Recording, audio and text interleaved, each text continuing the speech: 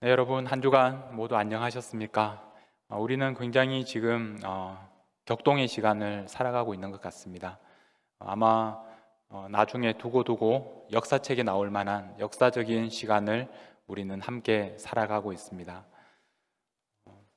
2020년 봄은 우리가 나중에도 두고두고 함께 이야기할 만한, 또 기억할 만한 그런 시간들이 될 것 같습니다. 우리는 지난 3개월 동안 함께 만나지 못했습니다. 그리고 조금 더 그 시간이 길어질 것 같습니다. 코로나 바이러스 때문에 우리는 지금까지 경험하지 못했던 시간들을 보내고 있습니다.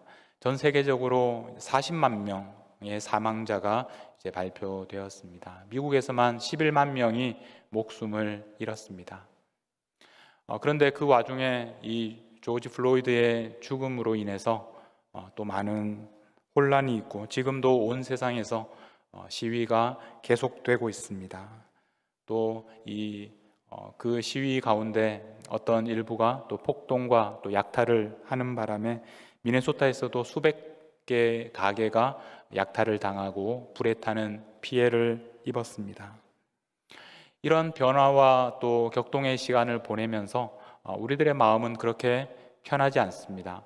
우리가 이런 어려운 시간에 공통적으로 느끼는 감정은 두려움입니다. 우리는 이번 시간들을 통해서 우리가 살아가는 이 세상이 안전하지 않다는 것을 알게 되었습니다. 우리는 코로나 바이러스 때문에 두려워하고 있습니다. 왜냐하면 코로나 바이러스는 아직까지 치료제가 없고 또 백신도 없기 때문입니다. 어제 뉴스에 보니까 미네소타에 처음으로 20대 사망자가 나왔다는 뉴스를 보았습니다. 그리고 아이들도 이 코로나 바이러스 때문에 여러 가지 어려운 그런 증상을 일으키고 있습니다. 우리는 이 코로나 바이러스 때문에 두려워하고 있었는데, 이번 조지 플로이드의 죽음 때문에 또 다른 위험을 우리가 알게 되었습니다. 경찰은 시민들을 안전하게 지켜주는 사람들이라고 우리가 생각하고 있었는데 그렇지 않을 수 있다는 것을 우리가 이번에 알게 되었습니다. 그리고 폭동과 약탈, 우리가 길거리에서 흔히 만나는 사람들이 우리에게 직접적인 피해를 입힐 수 있다는 것도 알게 되었습니다. 폭동이 일어나고 우리 방화가 일어나면서 우리 교회 교인들 가운데서도 적어도 3가정이 직접적인 피해를 입었습니다. 요즘에 가게에 다 CCTV가 설치되어 있고 집에서도 그것을 볼 수가 있는데, 가게가 유리창이 깨지고 또 사람들이 들어와서 약탈하고 또 불을 지르는 그 모습들을 CCTV를 통해서 지켜봐야 했던 그분들의 마음이 얼마나 힘들었겠습니까?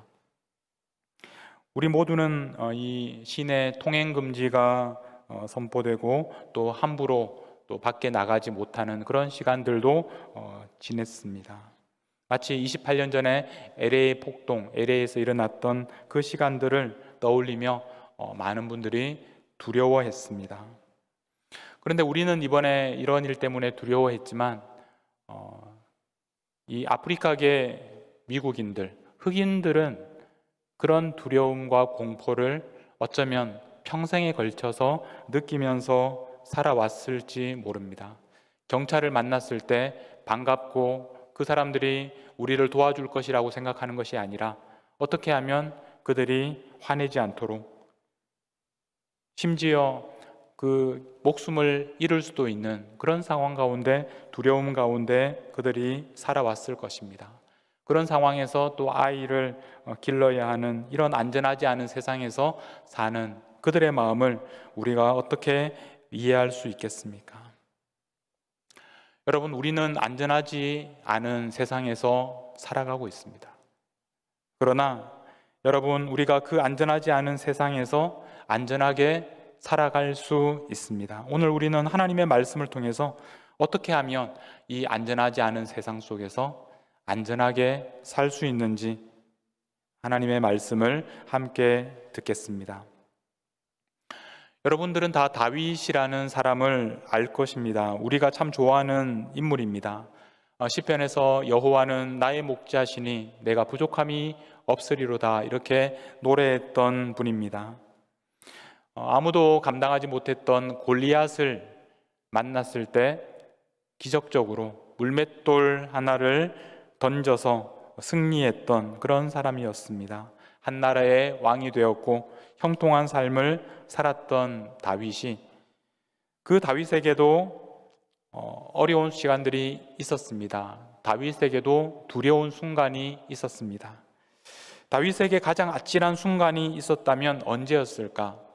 아마도 오늘 우리가 읽었던 이 본문이 아닐까 생각합니다. 오늘 본문 10절에 보면 그 이튿날 하나님께서 부리시는 악령이 사울에게 힘있게 내림에 그가 집 안에서 정신없이 떠들어대므로 다윗이 평일과 같이 손으로 수금을 타는데 그때 사울의 손에 창이 있었더라. 그가 스스로 이르기를 내가 다윗을 벽에 박으리라 하고 사울이 그 창을 던졌으나 다윗이 그의 앞에서 2번 피하였더라. 여러분, 어떤 일이 일어났습니까? 다윗에게, 수금을 타고 있는 다윗에게 창이 날아왔습니다. 그것도 자기가 충성하고 있는 왕에게서 왕이 던진 창이 자신에게 날아왔습니다. 여러분, 얼마나 섬찟했을까? 그 묵직한 창이 자기를 향하여 날아오는, 바람 소리가 나면서 자기를 향하여 날아오는 그 창을 바라보면서 얼마나 두려웠을까요? 한 번도 아니고 오늘 말씀해 보면 2번이나 창이 자신을 향해 날아왔습니다. 다윗의 삶은 지금까지는 굉장히 순탄했습니다. 어느 날 양을 치며 살던 다윗에게 사무엘 선지자가 찾아와서 자신이 이스라엘의 왕이 될 것이라고 그렇게 예언하면서 머리에 기름을 부었습니다. 그리고 어느 날 사울 왕 앞에 나아가서 수금을 타는 그런 아주 특별한 자리에 앉게 되었습니다. 도저히 이길 수 없었던 블레셋 사람 골리앗과의 전쟁에서도 이겼습니다. 그 후에는 승승장구하면서 나가는 전쟁마다 하나님께서 승리하게 하셨고 결국 사울 왕의 사위가 되었습니다. 그러던 어느 날 그에게 창이 날아든 것입니다. 그것도 2번이나 날아왔습니다. 그 창을 겨우 피할 수 있었습니다. 그러나 그것이 끝이 아니었습니다. 19장에 가서 보면 다시 한번 그에게 창이 날아듭니다. 9절 말씀에 보면 비슷한 장면입니다. 사울이 손에 단창을 가지고 그의 집에 앉았을 때 여호와께서 부리시는 악령이 사울에게 접하였으므로 다윗이 손으로 수금을 탈 때 사울이 단창으로 다윗을 벽에 박으려 하였으나 그가 사울의 앞을 피하고 사울의 창은 벽에 박힌지라 다윗이 그 밤에 도피하매 이렇게 말씀하고 있습니다. 사울이 다시 한번 이번에 3번째로 다윗을 향하여 창을 던졌습니다. 그 창은 벽에 박혔습니다. 가볍게 날아온 것이 아니라 벽에 박힐 정도로 세게 던져진 창이었습니다. 이렇게 3번째로 사울이 던진 창을 피한 다윗은 도망하게 됩니다. 어떻게 도망하는지 그 다음에 11절 말씀에 이렇게 말씀합니다. 사울이 전령들을 다윗의 집에 보내어 그를 지키다가 아침에 그를 죽이게 하려 한지라 다윗의 아내 미갈이 다윗에게 말하여 이르되 당신이 이 밤에 당신의 생명을 구하지 아니하면 내일에는 죽임을 당하리라 하고 12절에 보면 미갈이 다윗을 창에서 달아내리매 그가 피하여 도망하니라. 다윗의 생명을 살린 사람이 누구입니까? 바로 그 아내 미갈이었습니다. 미갈이 도망하라고 했을 때 그 말에 따라서 도망했기 때문에 목숨을 구할 수 있었습니다. 여러분, 이 부인의 말을 잘 들으면 생명도 구할 수 있습니다. 보기에는 좀 좋지 않지만 창문으로 이렇게 도망하는 모습이 그렇게 좋지 않았지만 그러나 이것이 바로 다윗이 생명을 구할 수 있었던 이유가 되었습니다. 이렇게 가까스로 생명을 구한 다윗은 사울이 죽을 때까지 도망자의 삶을 살아야 했습니다. 여러분, 다윗에게도 이 세상은 안전한 곳이 아니었습니다.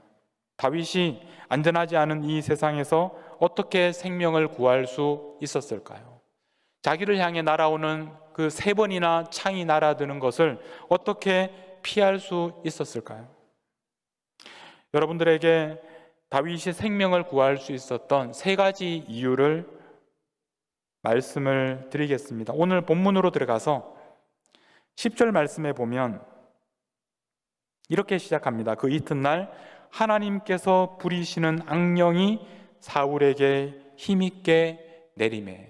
하나님께서 부리시는 악한 영이 사울에게 내렸다고 말씀합니다. 그래서 사울이 창을 던지게 되었습니다. 19장 9절에도 비슷하게 말씀합니다. 사울이 손에 단창을 가지고 그의 집에 앉았을 때 여호와께서 부리시는 악령이 사울에게 접하였다. 여호와께서, 하나님께서 부리시는 악한 영이라고 말씀하고 있습니다. 이 표현은 사실 정확하게 번역하면 이렇게 됩니다. 악한 여호와의 영이라는 말입니다. 하나님의 영인데 그 하나님의 영이 악하다는 것입니다. 여러분, 하나님의 영이 어떻게 악할 수가 있습니까? 그래서 이 본문을 우리가 참 해석하고 이해하기가 어렵습니다. 그래서 우리 성경에서는 여호와께서 부리시는 악령, 이렇게 번역을 할 수밖에 없었습니다. 하나님의 영인데 그 하나님의 영은 악한 일이 일어나도록 하는 그런 영이라는 말씀입니다. 사울에게 하나님의 영이 임하였고, 그런데 그 영은 악한 하나님의 영이었습니다. 하나님의 영이 늘 좋은 일만 일어나도록 하는 것이 아니라 이렇게 악한 일이 일어나도록 하는 하나님의 영이 있다는 것입니다. 그래서 그 악한 영이, 하나님의 악한 영이 임한 사울이 다윗에게 창을 던졌습니다. 그러나 3번이나 던졌지만 다윗을 맞추지 못했습니다. 왜 그랬을까요? 사울이 창 던지는 실력이 없어서 그랬을까요? 다윗이 그것을 눈으로 보고 빠르게 피했기 때문에 그랬을까요? 그런 것이 아닙니다. 하나님의 영이 사울에게 임했습니다. 악한 하나님의 영이 임했는데 그 하나님의 영이 임한 사울이 다윗에게 창을 던졌습니다.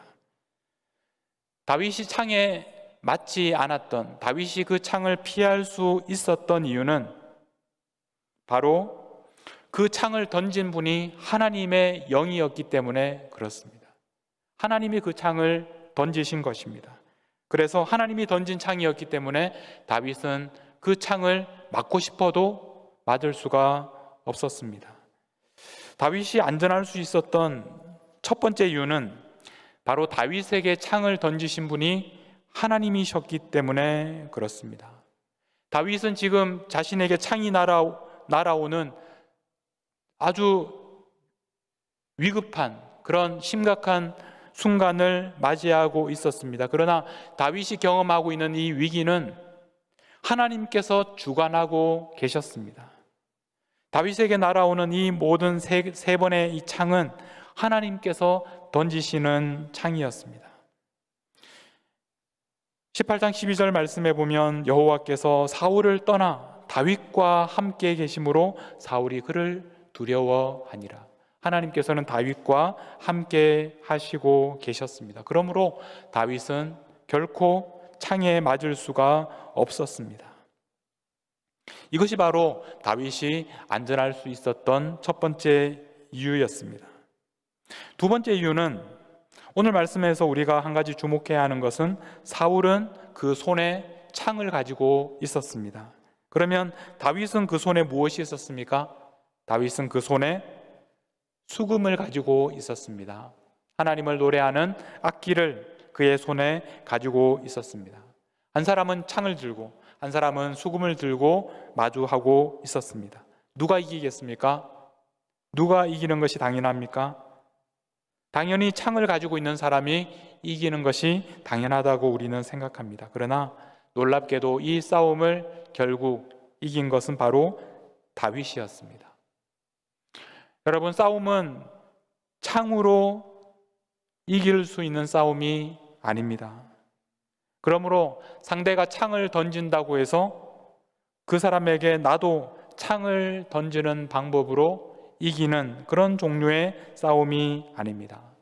다윗이 이길 수 있었던 이유, 다윗이 안전할 수 있었던 두 번째 이유는 역설적이게도 다윗이 창을 가지고 있지 않았기 때문입니다. 역설적이게도 창을 던지지 않았기 때문에 다윗은 이길 수 있었습니다. 어떻게 싸웠습니까? 다윗은 창이 날아왔을 때 도망갔습니다. 그런데 이 도망가는 것이 가장 좋은 싸움의 방법이었습니다. 여러분들에게 누군가 창을 던질 때 도망하는 것은 결코 부끄러운 일이 아닙니다. 오히려 도망하는 것이 싸움에서 이길 수 있는 방법입니다. 나중에 다윗이 힘을 기르게 되었고 사울을 죽일 수 있는 기회가 생겼습니다. 그런데도 다윗은 사울에게 보복하지 않았습니다. 나중에 24장 6절 말씀에 보면 이렇게 말씀합니다. 자기 사람들에게 이르되 내가 손을 들어 여호와의 기름 부음을 받은 내 주를 치는 것은 여호와께서 금하시는 것이니 그는 여호와의 기름 부음을 받은 자가 됨이니라. 사울을 죽일 수 있는 기회가 생겼지만 그러나 사울은 하나님께서 기름 부은 그런 하나님의 종이기 때문에 사울을 죽일 수가 없다고, 죽이지 않겠다고 그렇게 말합니다. 다윗에게는 이제 창을 던져서 죽일 수 있는 힘이 있었지만, 그런 기회가 생겼지만 사울을 죽이지 않았습니다. 보복하지 않았습니다. 그러면서 24장 15절에 이렇게 말씀합니다. 그런즉 여호와께서 재판장이 되어 나와 왕 사이에 심판하사 나의 사정을 살펴 억울함을 풀어주시고, 하나님께서 재판장이 되어주셔서 그 둘 사이에서 재판해 달라고, 나의 억울함을 풀어달라고, 하나님께서 자신을 위해 싸워달라고 그렇게 구하고 있습니다. 이것이 바로 다윗이 사울과의 싸움에서 이길 수 있었던 이유였습니다. 다윗이 안전할 수 있었던 세 번째 마지막 이유는 다윗은 그 주위에 다윗을 돕는 사람들이 있었기 때문입니다. 우리가 아까 읽었던 것처럼 다윗을 탈출시켰던 그 안에 미갈이 있었습니다. 그 아내의 말대로 도망했기 때문에 생명을 구할 수 있었습니다. 여러분도 주위에 있는 사람들의 말을 들으셔야 합니다. 아내의 말을 들어야 합니다. 그래야 여러분들이 생명을 구할 수 있습니다. 여러분의 남편의 말을 꼭 들어야 합니다. 그래야 우리가 살 수 있게 됩니다. 다윗을 도왔던 사람들 중에는 사울의 아들 요나단도 있었습니다. 다윗이 정처 없이 광야를 도망 다닐 때 그를 도왔던 수많은 사람들이 있었습니다. 다윗은 혼자의 힘으로 이 어려움을 이겨낸 것이 아니라 주위에 다윗을 돕는 사람들이 있었습니다. 이번에 우리는 폭동의 그런 피해를 당하게 되었고, 우리 교인들 중에서도 그런 가게가 약탈당하고 불타는 피해를 입은 분들이 계십니다. 저는 그분들을 또 위로하기 위해서 신방했습니다. 그런데 놀라운 것은 그분들의 얼굴이 어둡지 않았습니다. 그분들의 얼굴에 웃음이 있었습니다. 그분들의 얼굴에 위로가 있었고 기쁨이 있었습니다. 그래서 그분들을 만나고 제가 돌아올 때 저도 큰 위로와 기쁨을 얻을 수 있었습니다. 그 피해를 입으신 분들이 똑같이 하신 말씀들이 있습니다. 그것은 뭐냐면 그분들이 너무나 많은 사랑을 받았다는 것입니다. 어떤 분들은 전화로 위로해 주시고, 어떤 분들은 손으로 편지를 써서 위로해 주시고, 어떤 분들은 음식을 준비해서 이렇게 집 앞에 갖다 놓기도 하고, 어떤 분들은 10불, 20불 작은 물질로 또 성금을 모아서 그분들을 위로해 주셨습니다. 너무나 많은 사랑을 받았다는 것입니다. 그래서 그 사랑 때문에 다시 일어날 수 있었고 다시 용기를 얻을 수 있었다고 말씀하셨습니다. 여러분, 우리는 이 안전하지 않은 세상을 혼자 살아갈 수 없습니다. 우리와 함께하는, 우리를 돕는 수많은 형제 자매들이 있기 때문에 우리가 이 세상을 안전하게 살아갈 수 있습니다. 다윗이 안전하지 않은 세상에서 어떻게 안전하게 살아갈 수 있었는지 세 가지 이유를 살펴보았습니다. 우리들도 마찬가지입니다.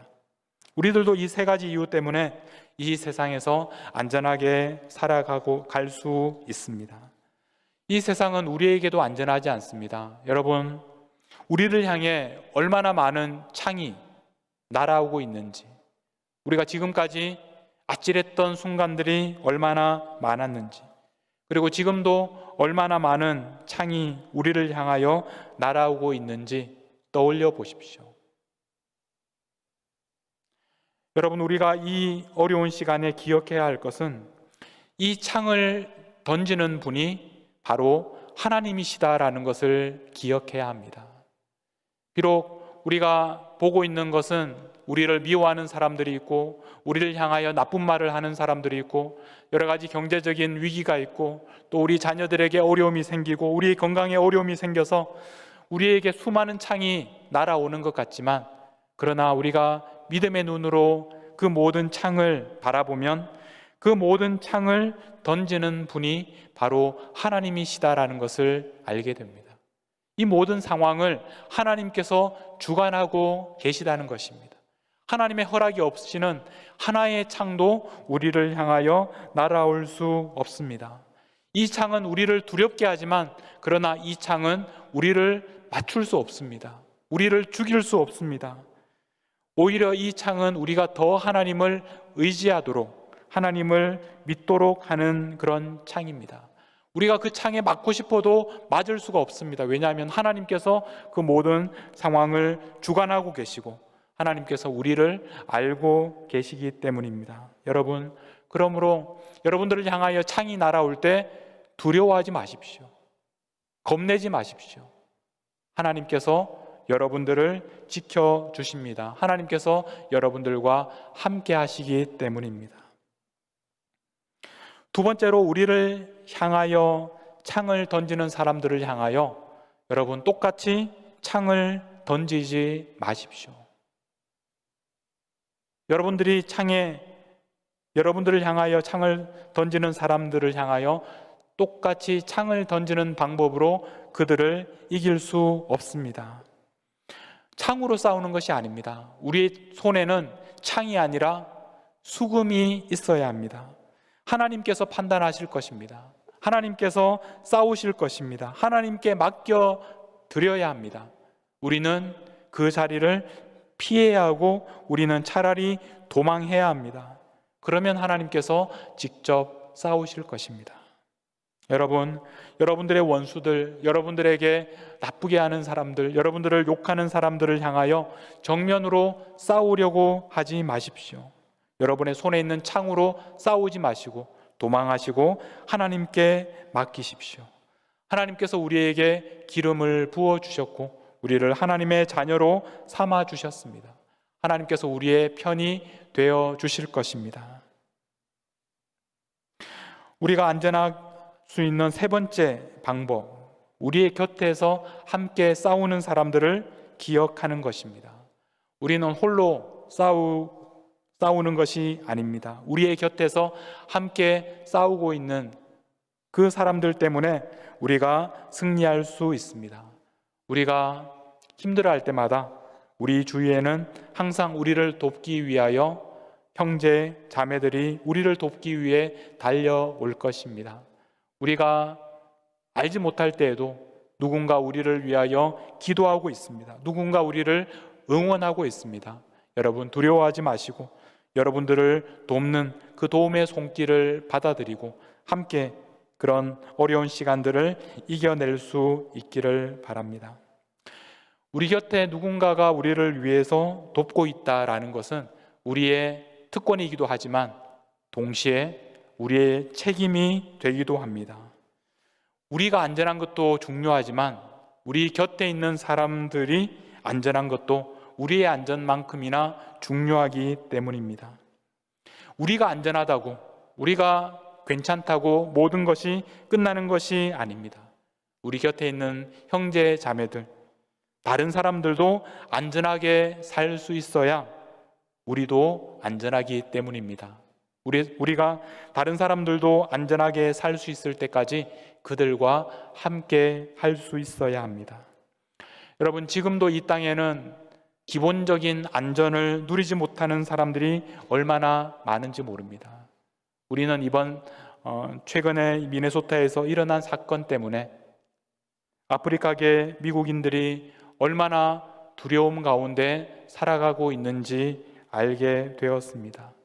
그들이 이 땅에서 안전하게 살아갈 수 있도록 하는 것은 그들의 책임이면서 동시에 우리의 책임이기도 합니다. 우리는 이 땅에 이민자로 살면서 나그네로 살아간다는 것이 얼마나 힘든 일인지 경험해 왔습니다. 우리의 경험을 통하여 또 다른 이민자들, 또 다른 소수민족들, 또 다른 연약한 사람들이 이 땅에서 안전하게 살 수 있도록 함께하는 것이 바로 우리의 책임입니다. 세계적인 분쟁과 전쟁 때문에 집을 떠나서 정처 없이 난민으로 살아가는 전 세계 수천만 명의, 수억 명의 난민들이 있습니다. 그들의 안전을 위하여 우리가 노력하는 것이 우리가 해야 할 일입니다. 코로나 바이러스가 두려운 것이 아니라 당장 먹을 것이 없어서 굶고 있는 2억 6,500만 명의 사람들이 있다고 말씀을 드렸습니다. 그들의 안전을 위해서 우리가 작은 우리의 희생을 하는 것도 우리가 해야 하는 일입니다. 우리는 우리의 안전만을 위해서 싸우는 것이 아니라 지금도 안전하지 않은 이 땅의 수많은 사람들을 위하여 함께 싸울 수 있어야 합니다. 말씀을 정리하겠습니다. 여러분, 우리는 이제 안전하지 않은 세상에서 살게 되었습니다. 그러나 우리는 가장 안전하게 살 수 있게 되었습니다. 왜냐하면 우리에게 창을 던지는 분이 바로 하나님이시라는 것을 알게 되었기 때문입니다. 똑같이 창을 던지는 방법으로 싸우는 것이 아니라 하나님께서 우리를 위하여 싸우실 것이기 때문입니다. 그리고 우리를 돕는, 우리와 함께 아파하는 사랑하는 형제 자매들이 있다는 것을 알게 되었기 때문입니다. 여러분, 하나님은 우리의 아버지이십니다. 모든 사람들이 두려워하는 이 세상에서 우리가 살아가지만 우리는 하나님께서 우리를 지키시고 보호하신다는 것을 분명하게 깨닫게 됩니다. 두려워하지 마십시오. 우리의 안전을 위해서 우리가 열심히 이 땅에서 살아가는 것을 넘어서서 우리 곁에 있는 이웃들도 안전할 수 있도록 우리의 모든 힘을 다하며 헌신하며 하나님의 뜻을 이루는 미네소타 한인장로교회 모든 성도님들이 되시기를 주님의 이름으로 축복합니다. 기도하시겠습니다.